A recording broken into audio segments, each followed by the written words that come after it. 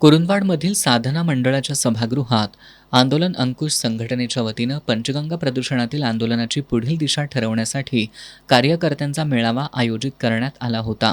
या मेळाव्याला खासदार धैर्यशील माने, आमदार डॉक्टर राजेंद्र पाटील यड्रावकर, कुरुंदवाडच्या नगराध्यक्षा मनीषा डांगे, आंदोलन अंकुशचे धनाजी चुडमुंगे यांची प्रमुख उपस्थिती होती।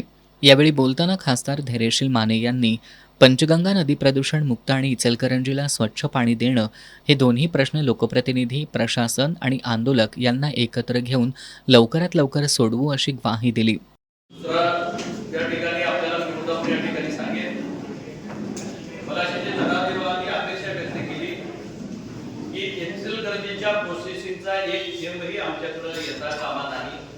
मी खासदार म्हणून जबाबदारीने आपल्याला सांगतो, इचलकरंजी प्रोसेस मधनं झेडएमबी पूर्ण झाल्यानंतर एक थेंबही पाणी इचलकरंजीच्या प्रोसेसिंगचं नदीमध्ये येणार नाही, याची खबरदारी मी स्वतः घेईन।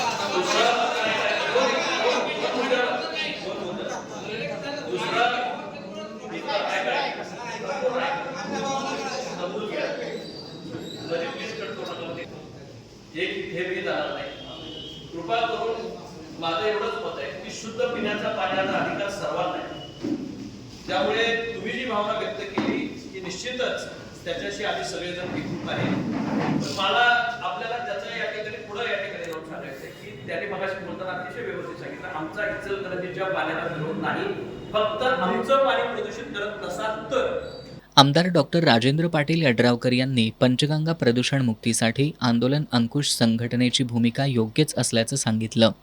निश्चितपणे त्या पद्धतीने विनंती करू आणि त्या पद्धतीनं ठोस अशा पद्धतीचं धोरण हे आपण निश्चितपणे करून घेऊ।